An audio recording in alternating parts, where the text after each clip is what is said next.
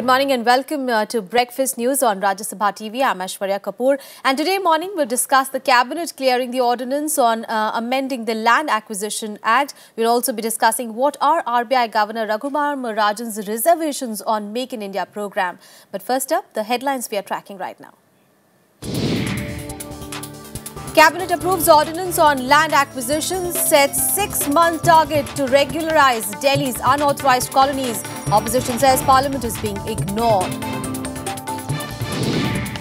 Government pledges to bring down entry barriers to businesses, singles out the RBI's high interest rate regime for manufacturing slowdown. RBI sounds notes of caution on 5 bank warns that bad loans could multiply if macroeconomic conditions deteriorate drastically. And India conveys strong concern over Pakistan's lack of action after a court cancels 2611 accused Zakirur Rahman Lakwi's detention order.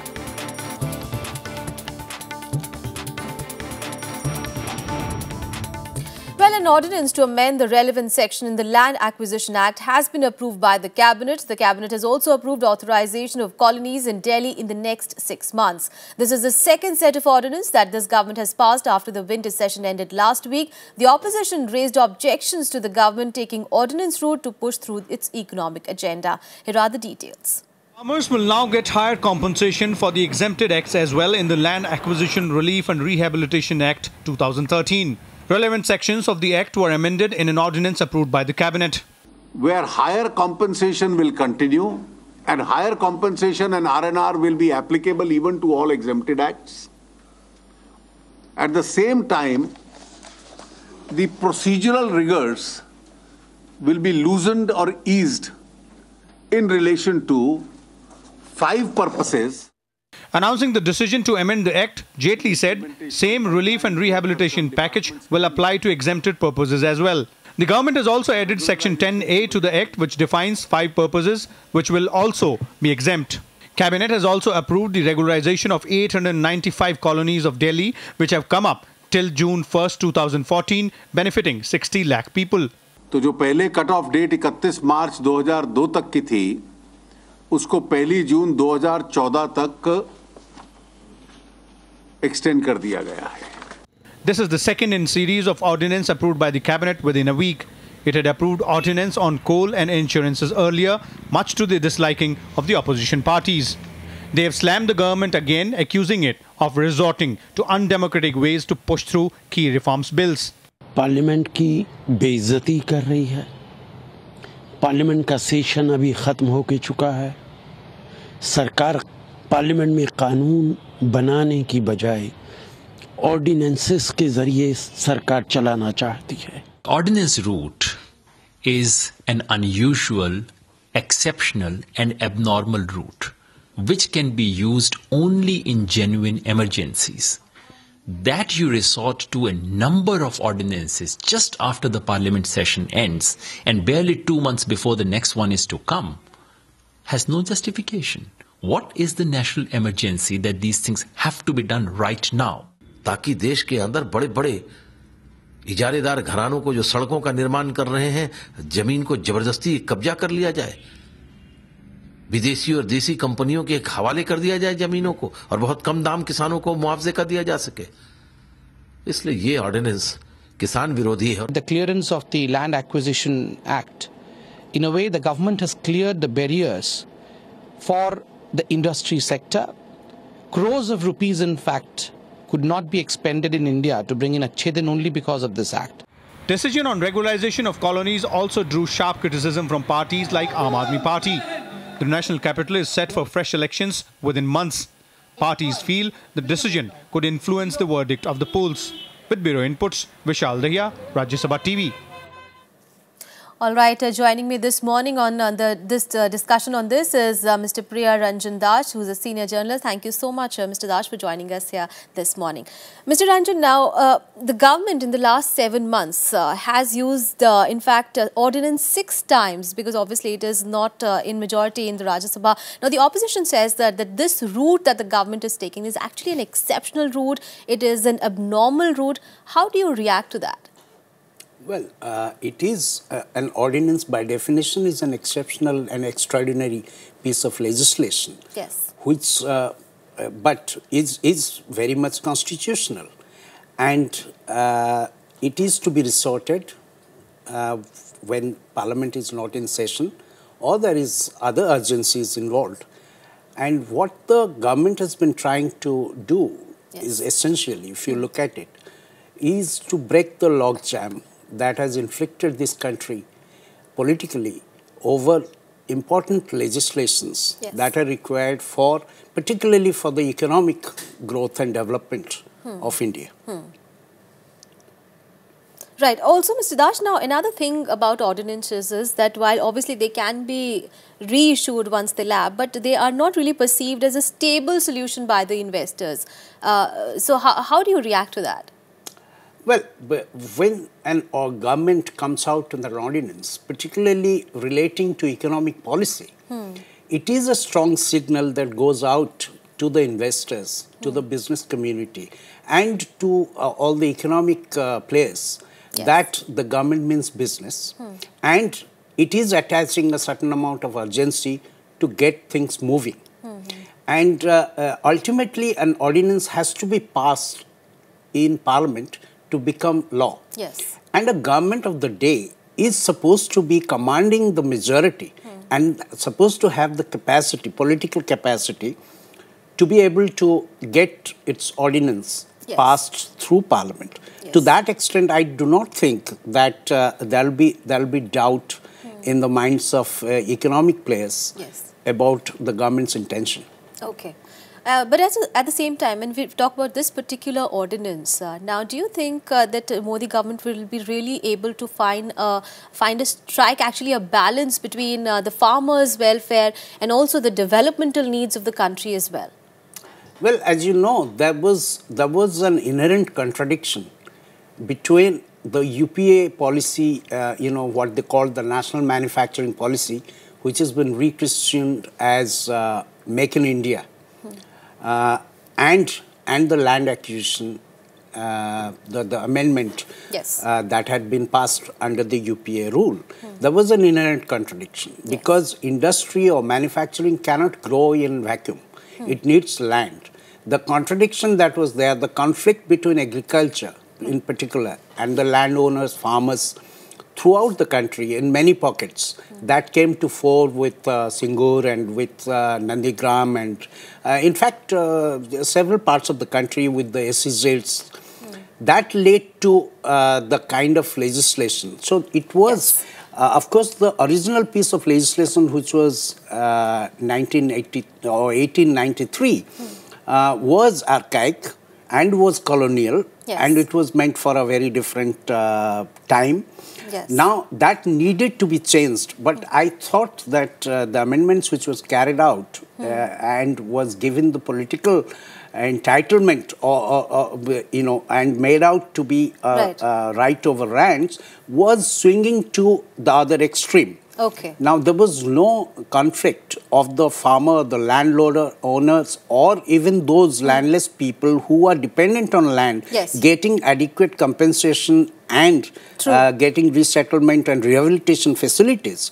But there was definitely problems with regard to the time that was the prescribed procedures were supposed to be taken and the projects that so there were some inherent problems with that law that you're saying. Yes, if you look at it, the entire manufacturing program of the country or the national manufacturing policy that the UPA had or the Make in India is dependent on these industrial corridors which are being built, or the NIMS which were called under the UPA. Right. So the government is really banking hard on the... Now, how will these industrial townships and how will the industry come up? They won't come up in air. Obviously. They'll have to come up on land. Right. And if you're unable to take land for basic infrastructure projects, railways, roads, or for power plants or for industrial projects, Mr. you're not Das. going to. Right. So obviously, the Lord government is banking a lot on these changes now. These amendments will be bringing about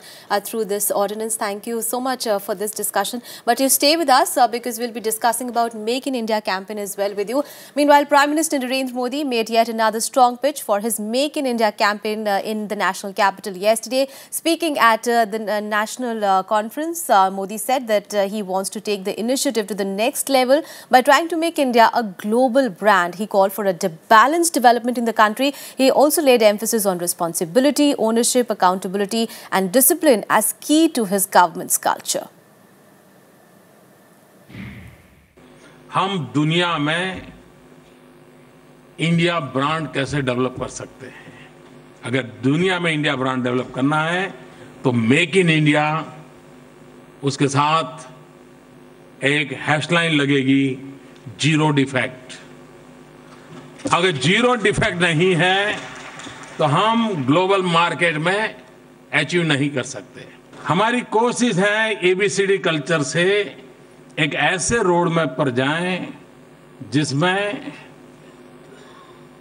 success he success हो। और जब मैं success ही success के road की बात करता हूं तो मैं उस रोड की चर्चा करता हूं जिसमें ROAD, R responsibility, O ownership, A accountability, D discipline। ये रोड मैप पर हम आगे बढ़ना चाहते हैं। Well, the government wants more steps to facilitate ease of doing business as part of its Make in India initiative. Finance Minister Arun Jaitley sought removal of entry barriers and hinted at tax reforms to boost investment sentiment in India. Now, inaugurating a workshop on Make in India campaign yesterday, he admitted that India's slack manufacturing growth remains a challenge and he backed radical reforms for spurring growth. Here are the details. Thank you very much, sir, for this. Anticipating a surge in the growth rate in 2015, the Finance Minister underscored several initiatives of the government to facilitate ease of doing business in the country. Amid contracting industrial production, Arun Jaitley also nudged for lower cost of capital to boost growth in manufacturing sector. We need to ensure that those sectors of the industry which are today starving on account of funds, we are in a position to provide adequate liquidity to those industries. Commerce and Industry Minister Nirmala Sitharaman asserted that with the installation of the new government, inflow of FDI into India rose by 25% in the April-October period of the current fiscal. Prime Minister Narendra Modi launched an ambitious push to kickstart India's manufacturing sector, lifting its share of India's GDP to 25% from 15% by 2022. A poor show by manufacturing sector dragged the overall industrial production, which contracted by 4.2% in October, the sharpest decline in 2 years. Finance Minister also rejected RBI Governor's comments on Make in India campaign. Referring to Raghuram Rajan's remarks where he said that Make in India should focus on domestic demand, Arun Jaitley said that it was important to produce low-cost quality products, whether they're sold in India or abroad. Reporting from Delhi, Kriti Mishra for Rajya Sabha Television. All right, let's go back to our guest, Mr. Priya Ranjan Das, for a perspective on that. Mr. Das, now it's very important what we are hearing from RBI Governor. Now he is basically giving a word of caution against Make in India campaign. How do you look at that, and what do you think are the reasons for RBI's alarm? Well, I don't think he's sounding any alarm about Make in India campaign, because all he's saying is that the international environment, the global environment, is not very conducive for an export-led growth. So it just should not be Make in India, but Make for India, because we have a large domestic market, and which should drive the growth, at least in the foreseeable future, till you have improvement in the international market. But markets are global. Essentially, when you make something or manufacture something today, it has to be competitive on a global basis. It cannot be, when the RBI governor is talking about making for India, yes, it's not a throwback into the era of sheltered economy that you used to have, or an inward-looking policy, which will be in fact very dangerous. So it has to be Make in India, has to be for global markets. Yes, it is true that for the moment, at present, the global environment may not be very conducive for an export-led growth, whereas you could have domestic demand which can be created, and for that the RBI governor has to do his bit to create domestic demand. He's been, or the RBI has been, on a demand compression program because it is fighting inflation. So there is a contradiction there in policy that has to be seen. Right. You've made a very important point, Mr. Das. Do you think the government and the RBI are rather looking at different ways as far as the Make in India initiative program is concerned? Because while Prime Minister Modi is talking about, export, and the RBI is trying to curtail that. Well, Prime Minister Modi is talking about the broad vision. He's fond of using these acronyms and, like ABCD, ROAD, road, or for that matter, even Make in India is a slogan. But to realize actually Make in India and to achieve the kind of manufacturing growth that is being targeted, it has to move much beyond this broad vision and these slogans into policies and on the ground. RBI also has to do its bit. Exactly. As I mentioned, RBI has to do its bit. It has fought inflation, and fighting inflation is very important for manufacturing growth. I do not see a contradiction there. But RBI also has to look at the interest rates, and it has to look at the cost of the capital and the credit that is available for a productive sector of the economy. Very true. All right. Thank you so much, Mr. Das, for joining us here this morning and giving a perspective on that entire story. Thank you so much. All right, the RBI has warned about a close relationship between a group of 5 connected banks. Without naming them, it warned that in case of trouble, even at a single bank, the contagion can wipe out nearly 50% of the Tier 1 capital of the banking system. In its financial stability report, the central bank said that the banks could fall short in terms of having sufficient provisions to meet expected losses under adverse macroeconomic risk scenarios. But it added that the overall risks to the banking sector remained unchanged during the first half of 2014-15. However, with the macroeconomic scenario showing signs of improvement, the RBI sees likely drop in gross non-performing assets to 4% by March 2016.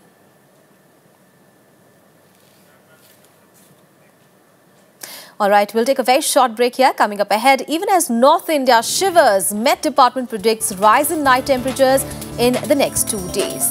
This and much more after a short break.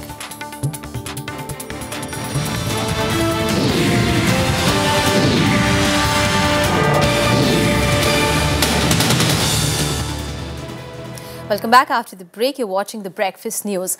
Now, the centre has confirmed that the IED blast in Bengaluru on Sunday evening was indeed a terror attack. The Home Ministry, however, said that the nature of the blast and the people behind it could be ascertained only after a thorough probe. The NIA has joined the probe with the state police. Hours after an IED blast in Bangalore's Church Street area that killed one woman, security has been tightened across the city. The state government announced a slew of steps to beef up security, including bringing in the Public Safety Act and installation of CCTV cameras at all vulnerable places.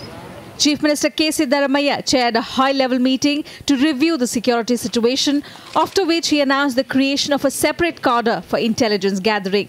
We are going to make a separate cadre, and also we are going to recruit engineers, and a special training will be given to them. Meanwhile, investigators are probing the possible role of band outfit Simi after the centre termed it a terror attack. If it's happening in Bangalore, so we have to see the link. If it's the same module which is working there, definitely it's a terror attack. From all the angles, from all the sides, we are approaching this blast. And our people, they have gone there within Karnataka and outside Karnataka also. We have sent our teams, and we are awaiting any definite clue. The centre has assured all possible help to the Karnataka government, directing it to install CCTV cameras at all major public places in the IT hub.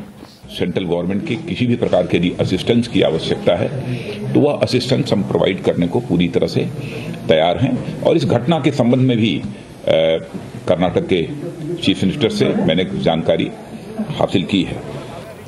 The low-intensity blast outside a restaurant in the heart of Bangalore on Sunday claimed 1 life and injured 2 people. It is the 4th such attack in the city since 2008. The IT hub was the target of blasts in 2010 and 2013 as well. Bureau Report, Rajya Sabha TV. And on the second day of the Indian History Congress, historians advocated learning from Nehruvian values in social and economic development. They said that India had been facing social inequality for ages, and in modern times there was a need to eradicate the menace instead of giving it a new impetus. The second day of the Indian History Congress was devoted to discussions on the relevance of the vision of India's first Prime Minister, Pandit Jawaharlal Nehru. It was asserted that communal division at the social and political levels needs to be annihilated to keep the pace of development, as this will hamper the trajectory of development of the country. इस आज़ादी के लिए लड़ रहे थे, ऐसी आज़ादी बनानी है तो हमने क्यों आज़ादी के लिए कोशिशें की. इस तरह का मुल्क बनाना है, तुम करोगे वो भी करेंगे, वो और करेंगे तुम और करोगे, क्या बनेगा मुल्क का. You could see this man really hurting and paining all over to समझ नहीं आया मैं क्या करूं. Historians went down the memory lane and cited examples of Nehru's primacy for scientific and technological development. Nehru was a keen visitor of laboratories and was in constant touch with scientists.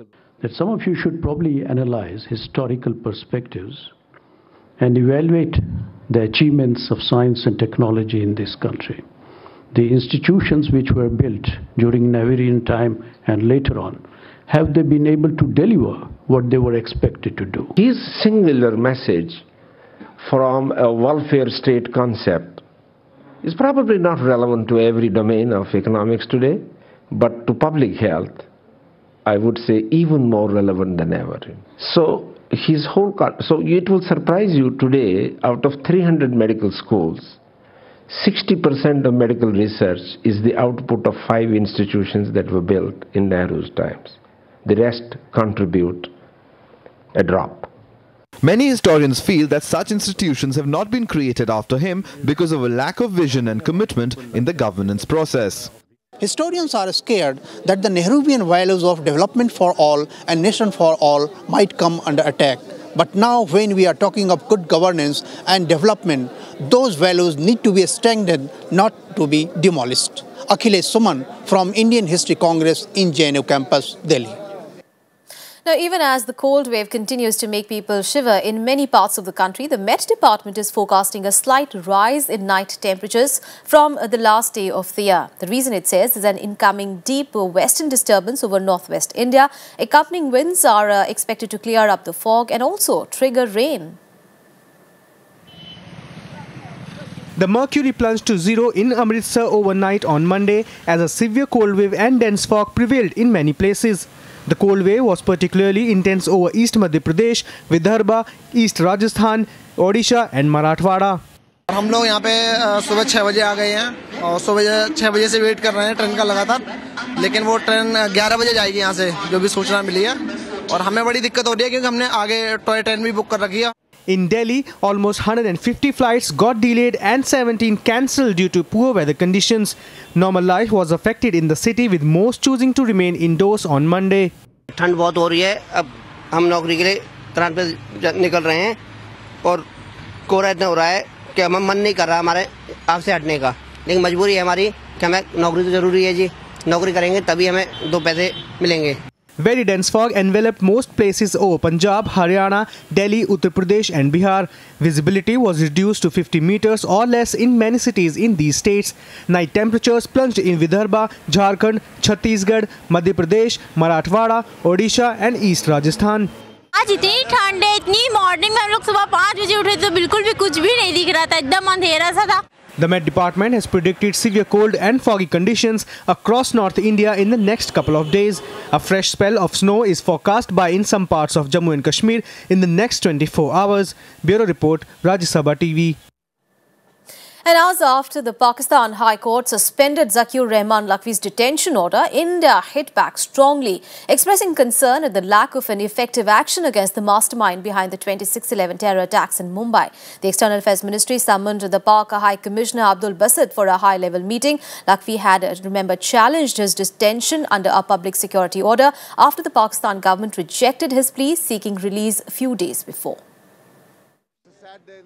Zakir Rahman Lakhvi, the mastermind behind 26/11 Mumbai terror attacks, may soon walk out of jail and be free after the Islamabad High Court suspended his detention order. A petition filed by Lakhvi's counsel claimed that legal requirements were not fulfilled in Lakhvi's detention. However, a Pak Foreign Ministry official said, and I quote, "Since the release of Lakhvi from jail will draw a lot of flack from the world, especially India, the Pakistani government may detain Lakhvi in any other case like it did in the case of LEJ chief Malik Ishaq."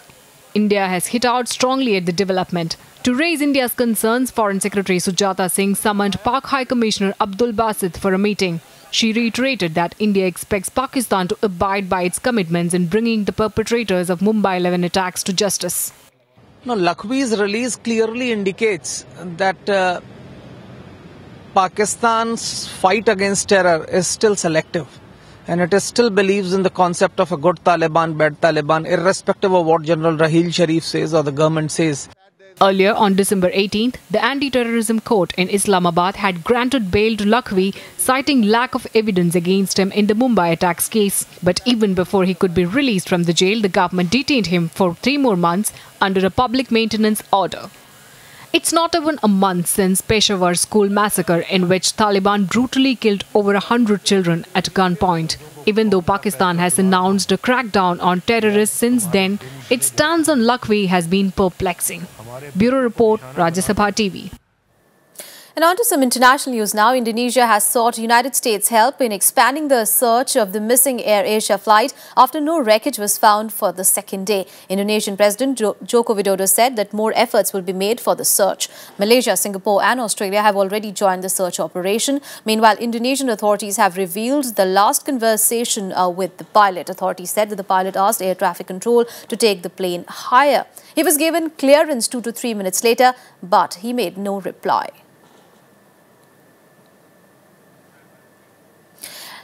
And for more international news and updates, here is the World Wrap. The Palestinian leadership proposed to the UN a peace deal with Israel that ends Israeli occupation by late 2017. Both Israel and the US opposed it. The draft resolution that finds favor with the Arab UN delegations would come up, could come for a vote at the Security Council as early as this week. Anti-government protests broke out and tear gas was fired in Bahrain after a court sentenced 2 Shiite Muslim men to death and handed a third a life sentence yesterday after they were convicted of killing a policeman. At least 13 people were killed and 2 others injured in a fire at a shopping centre in Lahore on Monday evening. The fire quickly spread through the market that trades in watches, perfumes and other small items. An inquiry committee has been formed to investigate the incident.